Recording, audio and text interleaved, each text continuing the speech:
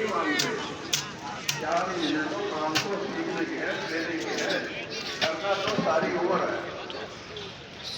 अगर कोई साथी खुदा खासा 4 महीने लगाया हुआ ये समझे मैंने कर ली तबलीग, तो ये तो बड़े धोखे में है।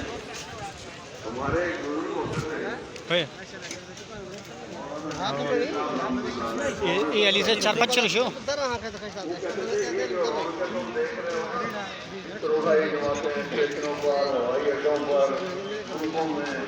जगह जगह लोग जमाते तो वहाँ जो बहाने देख रहे हो ना,